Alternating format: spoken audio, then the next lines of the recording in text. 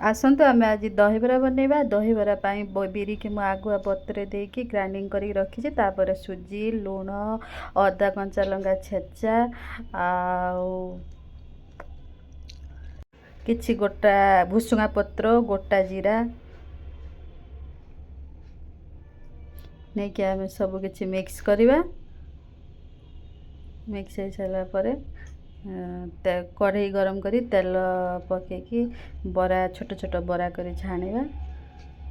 ବରାକୁ କିଛି ସମୟ ପାଣିରେ ଭେଦେଇ ଦେବା, ଯାହାଫଳରେ କି ତେଲ ଅଂଶ ଛାଡ଼ିଯିବ। ବରା ଭେଦି ସାରିଲା ପରେ ଆମେ ଦହି ପ୍ରସ୍ତୁତ କରିବା। ଦହି ପାଇଁ ଦହି ଆଉ ପାଣି ନେଇଛି, ତା ଦେହରେ ବିଟ୍ ଲୁଣ ପକେଇଲି, କିଛି ଚିନି ପକେଇ ମିକ୍ସ କରିବା। ତାପରେ ପାଣିରେ ଭେଦିଥିବା ବରା ଗୁଡ଼ିକୁ ଆଣିକି ସେ ଦହିରେ ପକେଇବା। ଆମର ବରା ଭେଦି ସାରିଲା। ତାପରେ ଆମେ ଛୁଙ୍କ ପାଇଁ ତେଲ ଆଉ ସୋରିଷ, ଗୋଟା ଜିରା, ଶୁଖିଲା ଲଙ୍କା, ଭୁସୁଙ୍ଗା ପତ୍ର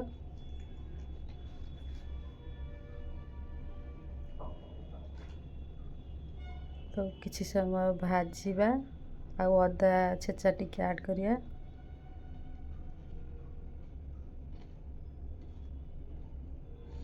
କିଛି ସମୟ ଭାଜିଲା ପରେ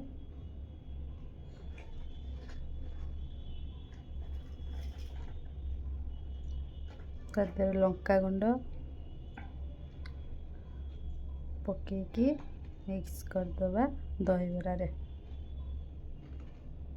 ହେଇଗଲା ଆମର ପ୍ରସ୍ତୁତି ଦହିବରା।